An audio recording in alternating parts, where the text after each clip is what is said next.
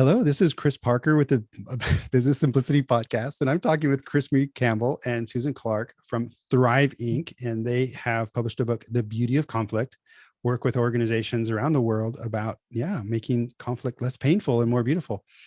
We talk also about Dr. Joe Dispenza and how we met there and how we swam with dolphins, both cosmically and physically. And we had a lot of fun with it. So CrisMarie and Susan, why do you think it would be valuable for people to listen to this conversation?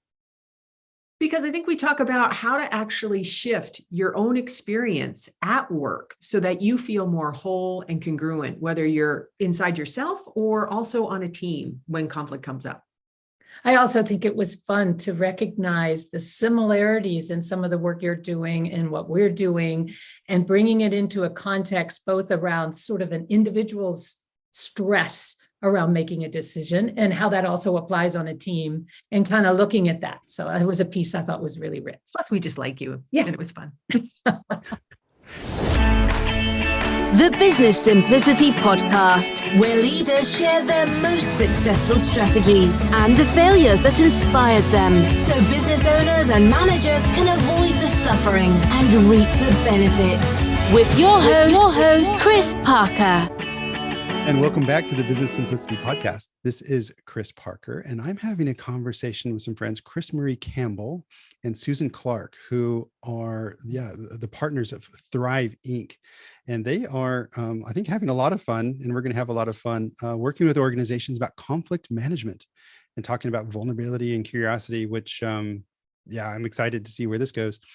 And interestingly, we met each other while we were swimming with dolphins, both cosmically and physically. And I think let's just dive into that and say hello, CrisMarie and Susan. Can I say hello? Yeah, go ahead. Let's just do this. And okay. I'm CrisMarie Campbell. Yeah, and I'm Susan Clarke. So you can recognize our voices because we're two women. That can be kind of tricky. Yes, we met Chris in Cancun in June of 2023. And we had a lovely time. Susan, you and Chris had more of a connection. And then the next day we actually wound up swimming with the dolphins, which was a life dream of mine.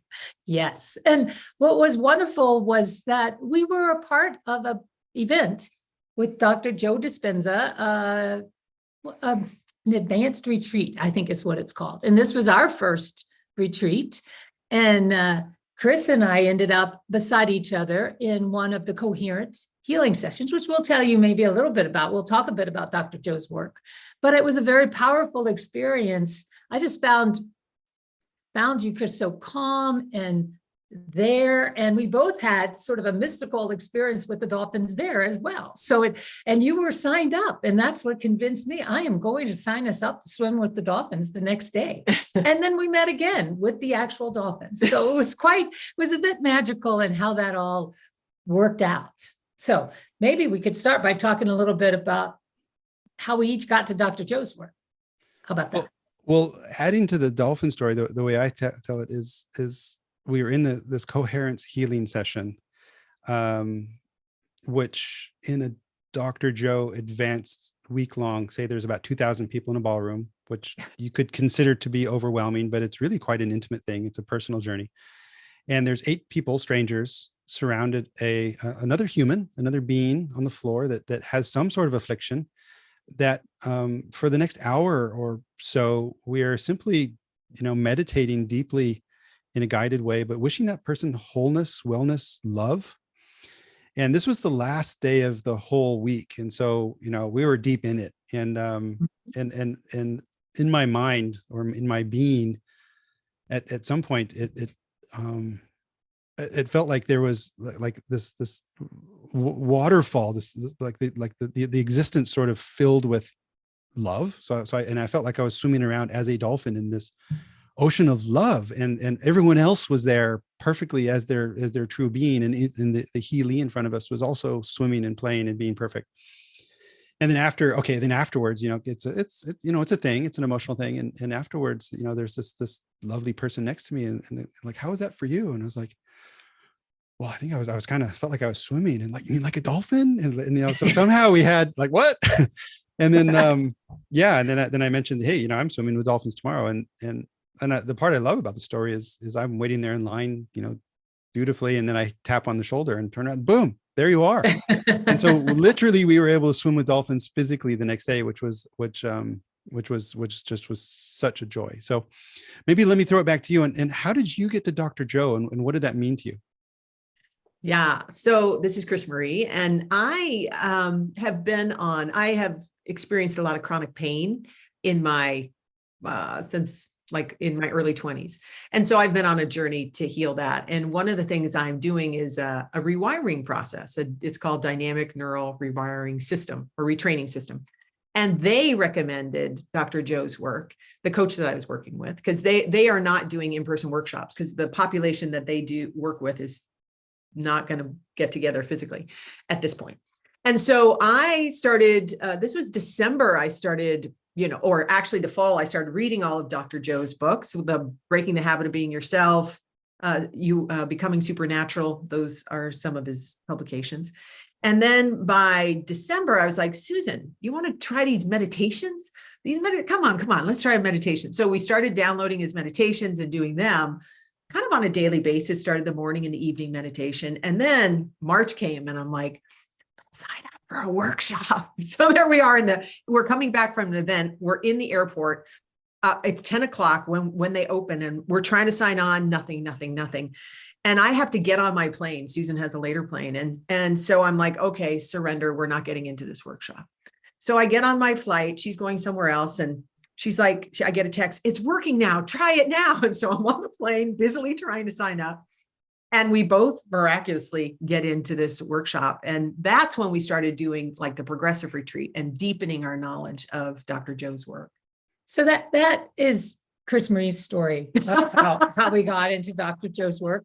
And it's not that mine is a little different in the sense that I'm not someone who spends quite as much time getting to perfection. CrisMarie's an Olympic athlete. And when she goes after something, she goes after something. And she has been, kind of advancing her world of what could help me be better, a better human. I like the idea of being a better human, but a perfect human, I'm not. So that gets a little exhausting.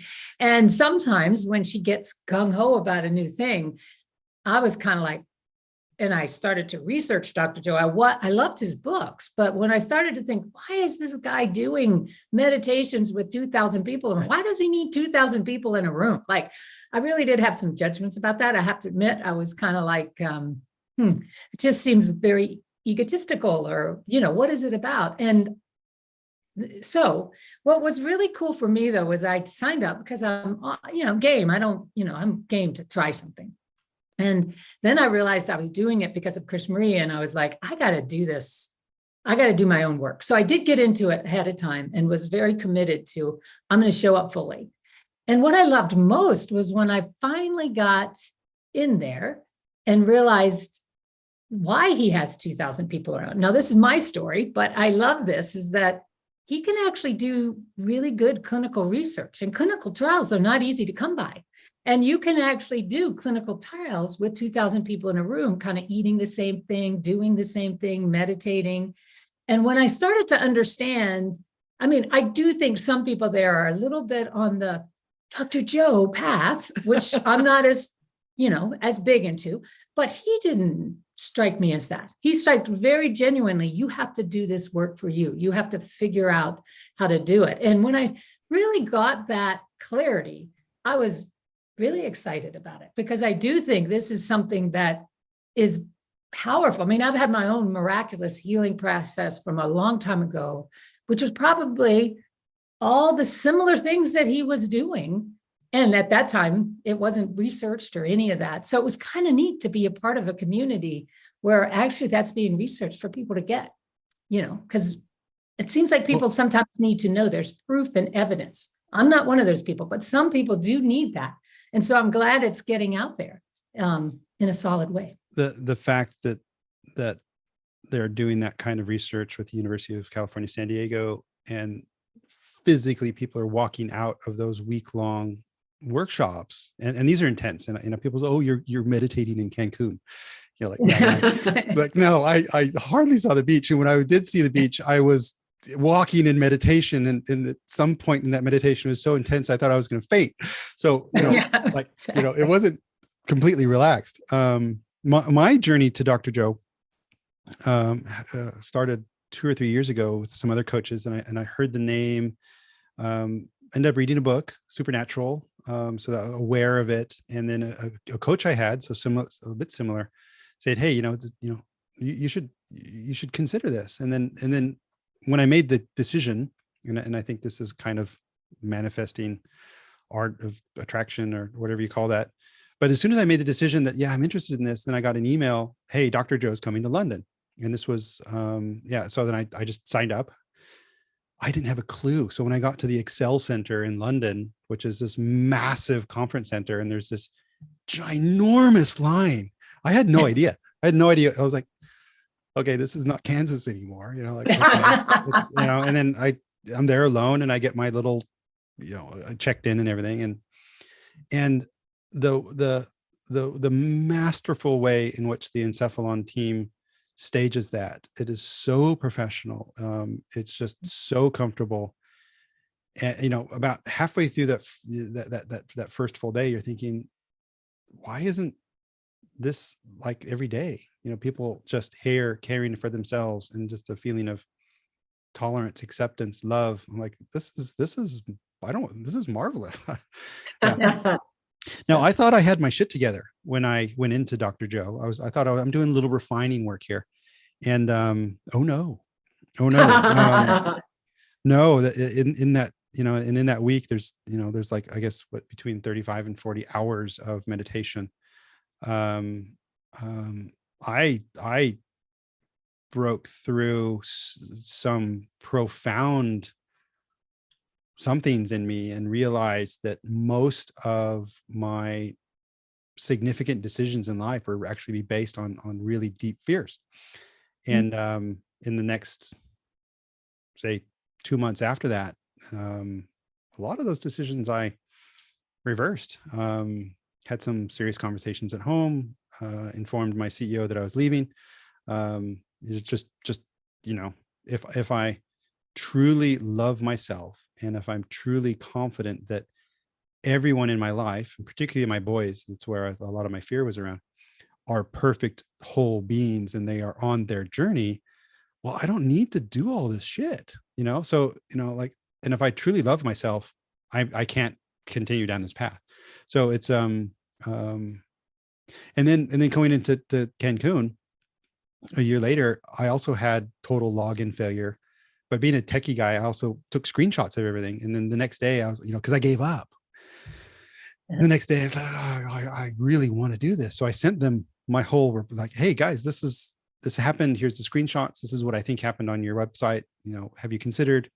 And they said, well, thank you, and we'll get you a ticket. So we'll sign you up. So I was like, yeah. So it's like, okay, a little perseverance helps. And my intention is really to go just as a gift to myself for a week long every year. I would love that. And I wish that for everyone. And I'm considering, if I can I'm on the waiting list for Basel in November for the progressive. And so it's also an open invitation that I kind of have a vision of being a Sherpa for some people. So if a group wants to go to Basel, I would love to be part of that cohort. And if people are really interested in what we're talking about, Dr. Joe Dispenza, he has the books. I'll put the links in my show notes, at least, about Supernatural. And also there's a kind of a series on Gaia, the network, called Rewired. And that's a lovely entry level exposure to Dr. Joe, because if you go deep too hard, the guy, I would say, do not download the meditations and listen to them, because you will go insane and you'll run away screaming.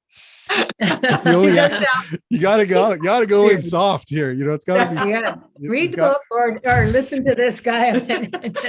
Because once you go into one of those intense meditations, it's musically intense, and it's reverberating, and his voice is very different, and it's perfect for what it is. So that's my journey. I love Yeah. it. I wanted to just even my own, like, sense the retreat, because now we're a couple of months out from the retreat. And one of the things I recognize, everybody has their own process. Like even in it, I'm like, am I doing it right? And I still do this. Am I doing this right? Am I in the nothingness? But I recognize, I cannot compare my journey to yours or Susan's or anybody else in that ballroom, because I'm dealing with my own trauma, my own process, how I've been wired. And so it has nothing to do with anybody else. So that whole competition, survival, the fittest sort of thing, the stress reaction, can drop away. But I recognize for me in my process, because I grew up with a lot of trauma around alcoholic behavior, is about staying in my body. And he does a lot of meditations that connect you into the body. And then shifting out of those survival focus patterns of rushing or judging or perfectionism. So I just have, it's not like they've all gone away, any of this, but it's like turned up my awareness, like, oh, there I am again. So there's a deepening in my kind of getting better into the curious observer or driver's seat to make a different choice. So having a different choice. And I do think this is a lifetime journey. It's not like you get there and get done, which again is a survival, like, can I get through this? It's more like developing this new relationship with who I am and the divine for me. I was thinking too, when I initially was listening to some of the work and getting engaged in it, I appreciated something he said about where he differs from just the new age aspect of it, of affirmations and things like that. Because I do think, for me at least, there's a profound place where a lot of my health and wellness turned around through learning different ways of breathing, practicing being more intimate in relationships in terms of showing up real. And that was the transformative piece of my own journey. And what I think his work has done has taken that and even increased that intimacy with myself, where I'm actually being a lot more willing to, okay, this, I'm showing up here, and it's not because I want to get wealthy or healthy or any of that. I'm showing up so that I can be in some place of gratitude and awe for what is, which I think is, there's tons of stuff out there about how you have to live in the now and be in the moment, be positive, but that's all just talk until you really get some sort of felt sense of, oh, being in the moment doesn't mean the moment is rosy. It could be, your word is a great word. Ebullient. Ebullient. Ebullient. I'm going to get it. Because it means both the calm and the chaotic kind of like. And I really get that I do think that's what a relaxed heart, meaning that's something from Dr. Joe, a relaxed heart is and a awake brain. Awake brain. And that combination is it's both calming and it can be exciting. There's a lot going on. And for me, and it's not all good. It just all is, and how I go ride with that is what makes a difference day to day. Mm-hmm. So, well, I don't think it needs to be all good, and life isn't all good. Meaning, to pull in some other work like with Esther Hicks, if you know that, the whole dimension of contrast, and through living tension, contrast, conflict in life, that also is the great signal for to desire something different. And for me, Dr. Joe really resonates, and sometimes it can be very paradoxical. I mean, how can you be relaxed in your heart and relaxed in your body and in that state of grace and state of gratitude while still being very active and awake in your brain and intentional? And that's the work, and that's the work. And to try to strive to be just a little bit better at that every day is a true gift. Some of the people there, the Heelys, that I have so much respect for, that they've showed up to this event and have presented themselves to the rest of us. But equally, I'm there. I'm doing refining work. I'm not dealing with brain tumors or cancers or some of this just really, deep, painful, reality stuff. And for me, it was also, wow, you put this stuff in perspective. And That's true. and for me, I don't know, it's, and maybe you have some advice for me on this, because one of, like, when I still do the morning and evening meditations from Dr. Joe. And in the morning meditation, he talks about, being intentional about, your desired future. And I have a hard time imagining that. And so what I default back to is I would like health. I would like love. I want my loved ones to be safe, prosperity and abundance. So I tend to go general, and life turns out very well. But it seems like I haven't really had the need, I don't want the latest, Jaguar or something.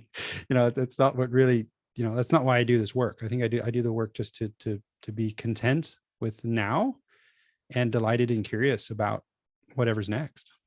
Mhm. I think for me, I know in my other process, my rewiring process, they do say specifics help. But I would think that mine would have been about abundance, but I was one of the healees. So with my chronic pain, and what I do envision, it's less about healing my pain. It's more about loving myself. So I am run by a critical parent in my head, like, oh my God, you're not going to be able to do this. You better figure it out. You got to work hard, like stress. And so versus, wow, feeling so relaxed enough that I feel safe enough to settle in and not run and trust myself. Like, this is my journey to build a loving, open my heart, and notice when I'm in that chatter that's scaring me, pushing me, and shift that. So that's more of what I think about, like, oh, I'm relaxed, I'm in my body, because in my fear, I jump out of my body. So I'm in my body, my loving parent, but less, I have to say I'm less, I used to be much more specific about my scripting. So I'm saying both things, Chris, that I can relate to both sides of that. I do think, though, what I found is, because I do know that about you, and it's something I've struggled with sometimes, but I do think what I like is if I let myself drop into the meditation, and then bring that future forward. I actually kind of do have intention, like usually before I do, I've done some things about what I want to create.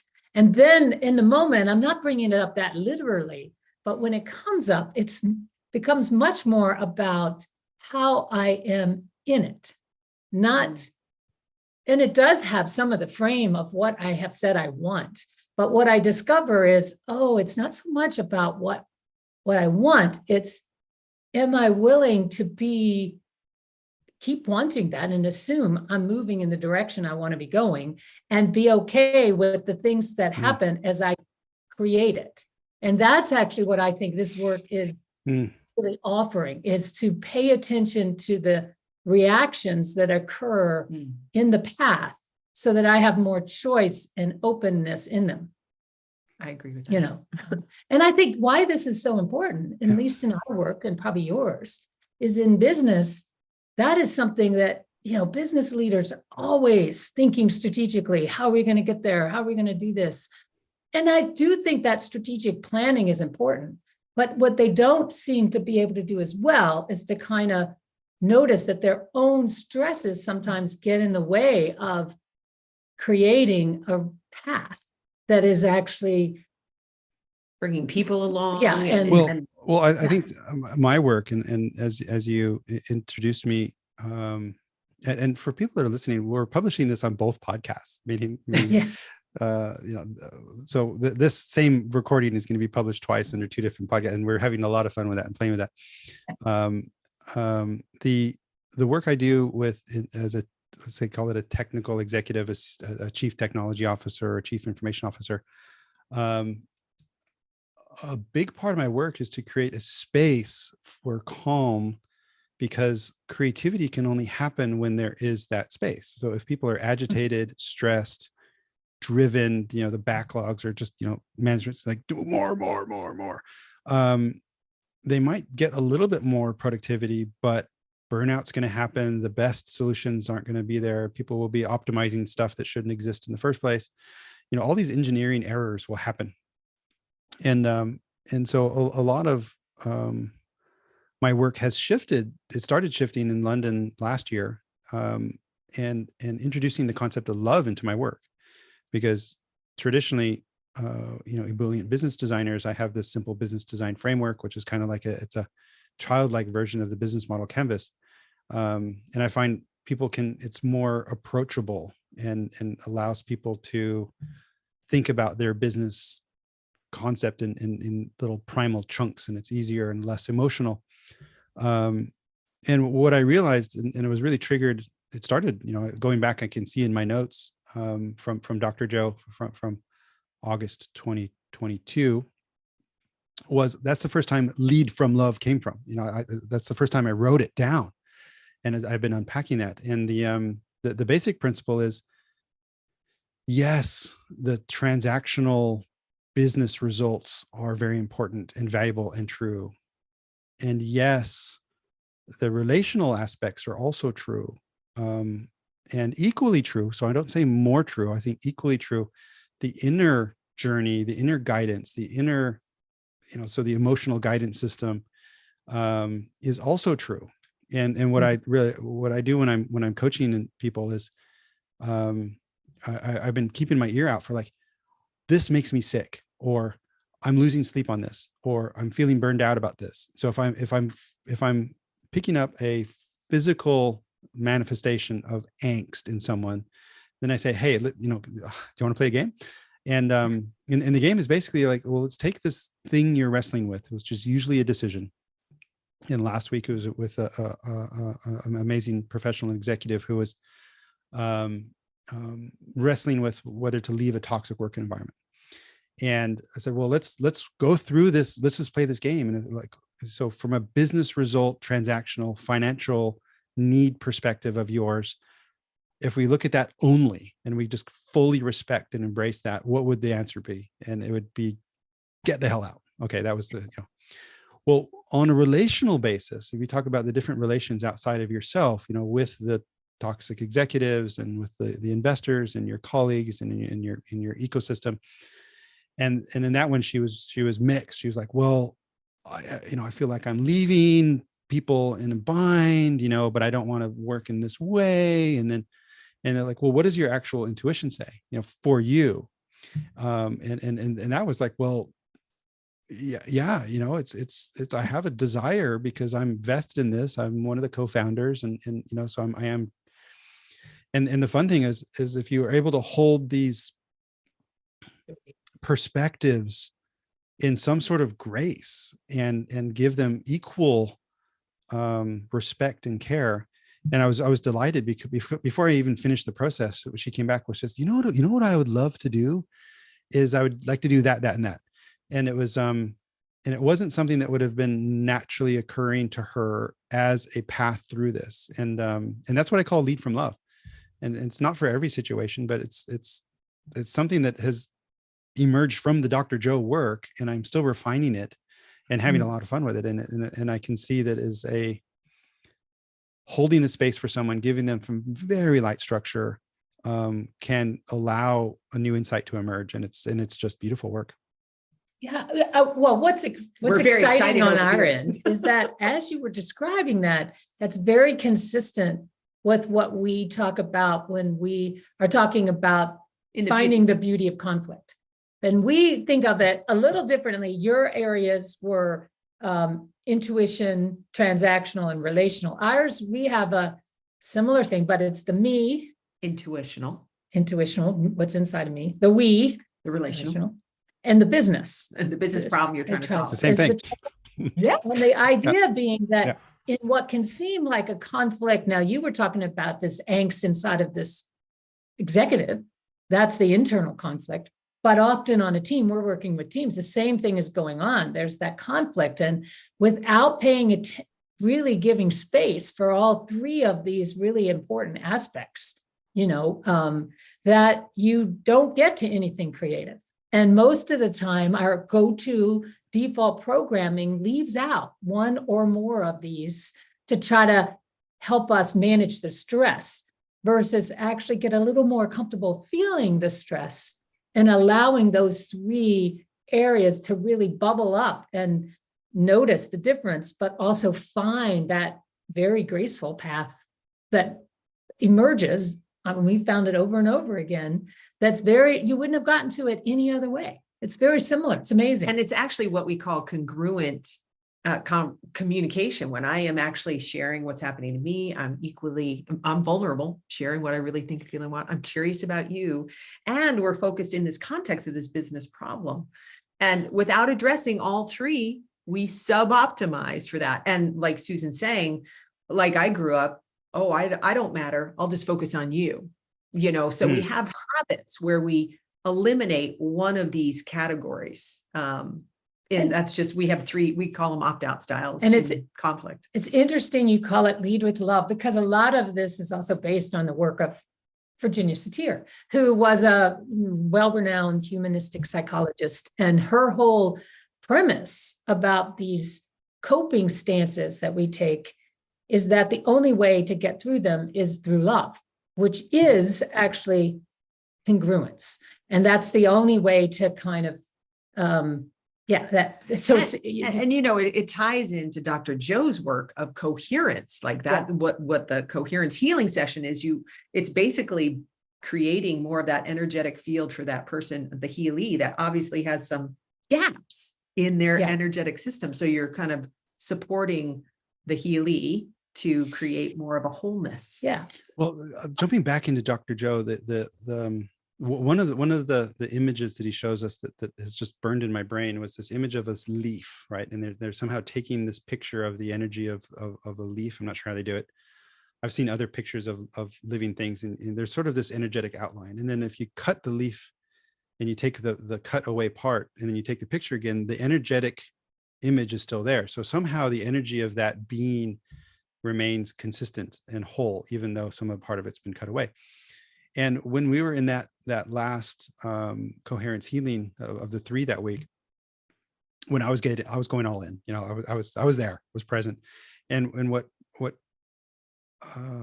appeared to me somewhere up there, just before the ocean of love collapsed, was the outline of this person. It was a lady in front of us, this outline of this complete, whole, perfect version of her. And it was when that version came down, if you will, is when the whole cosmic waterfall happened as well. And then we started flipping around and chirping, and it was and I think that visualization of wholeness is and it still gives me chills. Okay, 2,000 people in one room, being completely selfless, wishing wholeness and wellness and love on others. Like I keep thinking, like, a random person who just accidentally walked through there, they would be physically, emotionally, and spiritually changed just by, the 2 minutes of walking through that space. You cannot not be affected by that. It was sorry. That's I really, what I love about what you're saying, and I think it does apply, that was a profound experience of just being there with the full intention of being there for somebody else, the healing process, and being open to it. And I do think that's where this notion of energy to matter comes into play, turning, because we are, and that's really what's behind that whole leaf story, is energetically, from an energetic point, we are whole. But when we come into this dimensionality and we bring it down into a more dense form and become matter, we start thinking this matter to matter, we're separated and all sorts of other stuff. And that anytime you can get back in touch with we are energetic, we have there, and in that space, we're connected, we're whole. And I think, this is actually another concept in business that is difficult to get across, but the same is true. Like, if we talk to teams about, oftentimes leaders talk about being cohesive and aligned. And we're like, we used to use that word a lot too, but now we actually really like the idea of, it's not about it doesn't help to be cohesive and aligned if you're actually still thinking you're all operating in silos. It's only useful if you're coherent. And that actually involves getting into that space of energetic and realizing we're all connected and the wholeness of that. And that is, I do think, a place that exists for in any possibility, in whether it's a human to human, in a business setting, all sorts of things. We have that option to go to a place of wholeness versus separation and competition. Yeah. And when you do work with like Fortune 100 companies, like, Johnson & Johnson, Microsoft, Google, AT&T, and you're working with, sort of in the conflict space, are you able to bring this energy dimension into those, like beyond this gladiator like conflict that's going on in this boardroom? Do you realize you're actually one? Are you able to have that conversation, or is that way too woo for some of these people?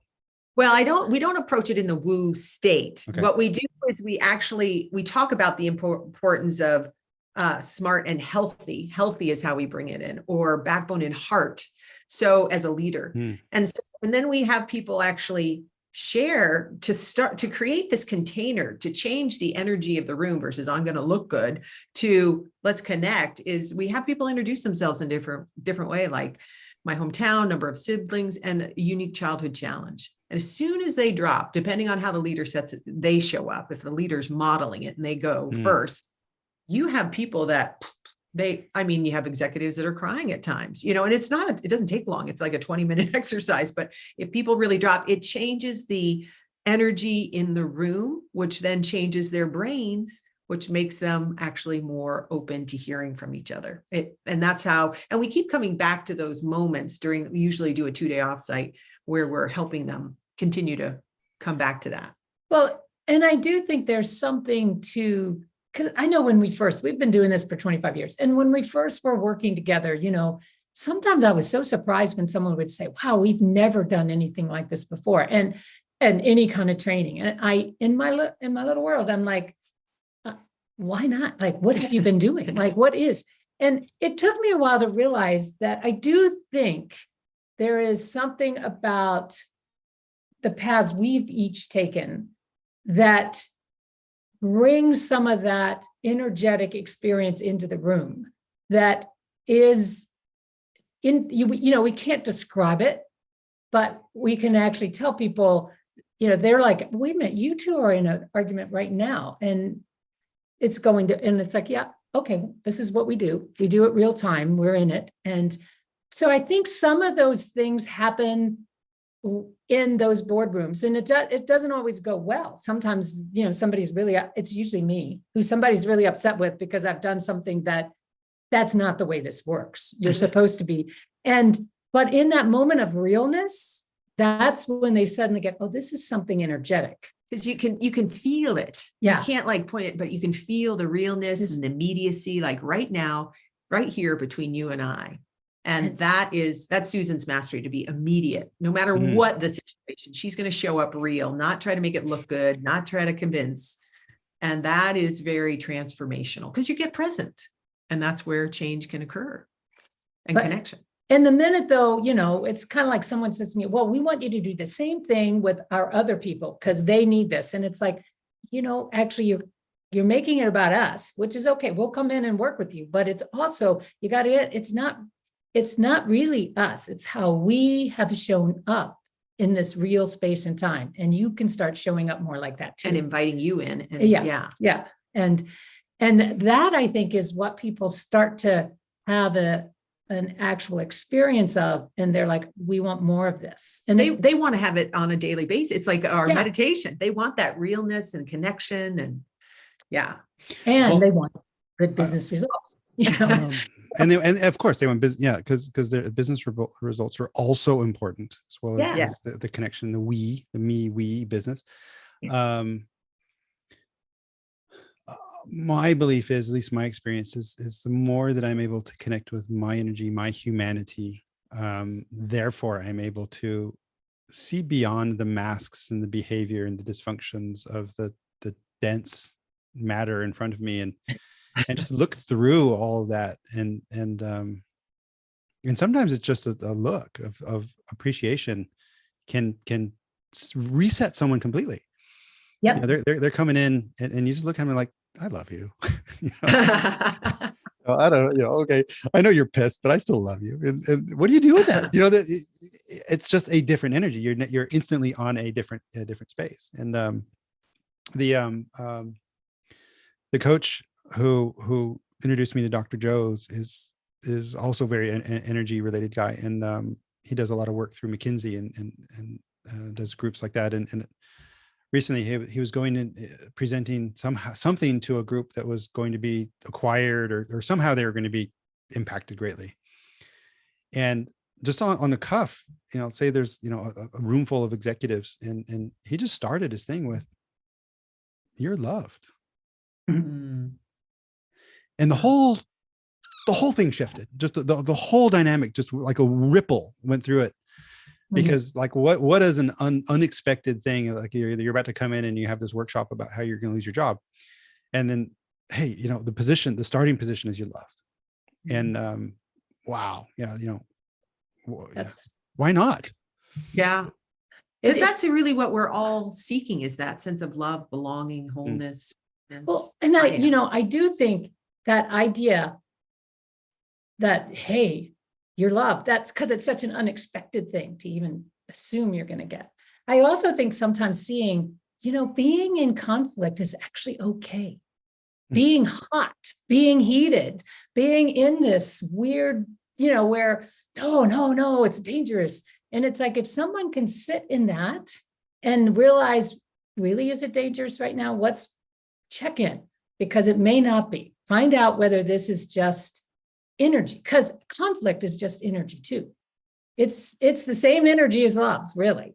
But what we do with it, the way we react and shut ourselves down and do stuff because we don't like it, that's what makes it difficult. And that's actually something that I think is also equally valuable, can surprise people.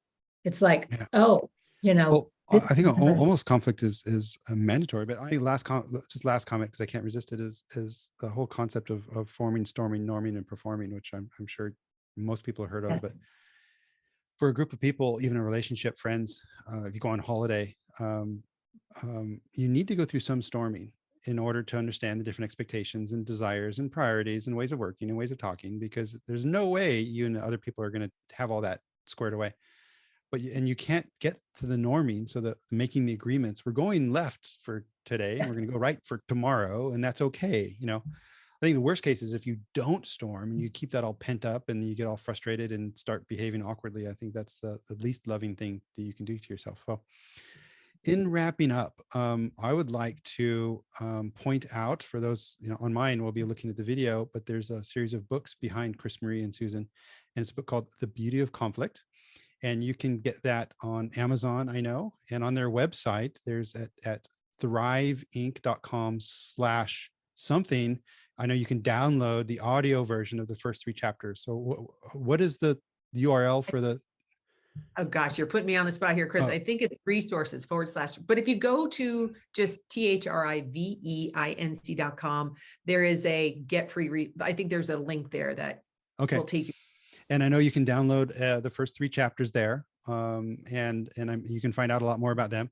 And for myself, you can find me at ebullient.com, and I do business design workshops primarily with management teams, looking at aligning the different functions and parts of the business, and doing that through a very interactive and engaging workshop approach. So CrisMarie, Susan, thank you so much. And again, we're playing with this. This is going to be published on both our podcasts, and it's going to be a lot of fun. I love it. And maybe have another dolphin swim sometime.